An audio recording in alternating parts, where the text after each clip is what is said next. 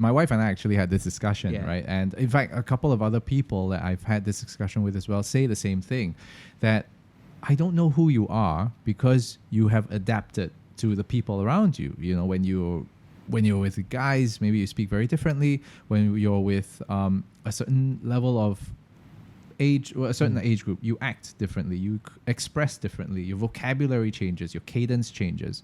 And to some, that comes across as fake. There you go. So how does one actually explain that it's not fake? It's not fake. I study psychology. It is. There is a psychological. Is it because I need to fit in? Yes. Oh my God. So that's insecurity on my end, is it? Not really. I just want to make people comfortable. Yep. All right. So great. I'm so glad that you brought that up. So there is a psychological basis to that. It's because we want to fit in. You know, we all have the need to fit in to belong to something, and that might stem from insecurities, or that might stem from your need to make other people feel comfortable. It differs. Yep. Because you want to fit in, we change our voice accordingly to the situation, to the audience, and that's perfectly normal. The most important thing is that whatever that we say or we do, we truly mean what we say and we do. Absolutely. And we do. Right. The issues come when whatever that comes out through our mouth isn't truly what we mean inside, and other people can sense that. You know, because of the way we behave, our behavior, our micro expressions, so on and so forth, there are leakages. So people can sense it.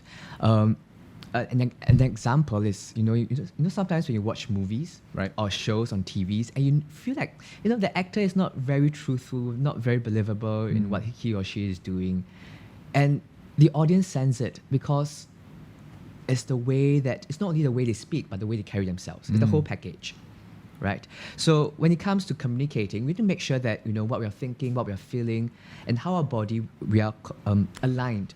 Everything's aligned before we speak. So do we really mean what we say?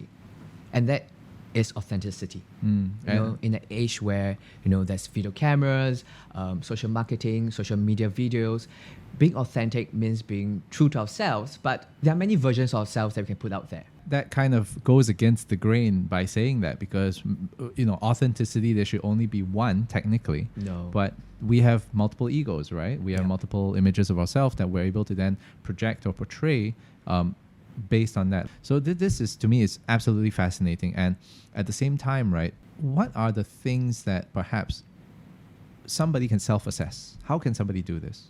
Wow, self-assess. Because not everybody's gonna, let's be honest, right? Not everybody's so comfortable to go, yeah, I need coaching.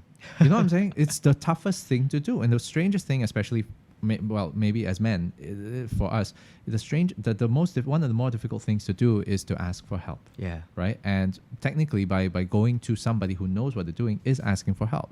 And for people who go, I can do it myself. So how would somebody self-assess? I think the best way to self-assess is to record yourself. Be it through video, audio, record yourself, and then listen to it or look at it. And then, because when you record yourself, it's something objective. There's nothing that you can hide.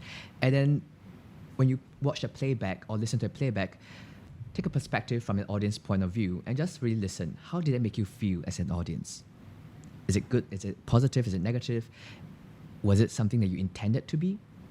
And then if there is a mismatch, that, okay, then probably you need some coaching or some help, some guidance.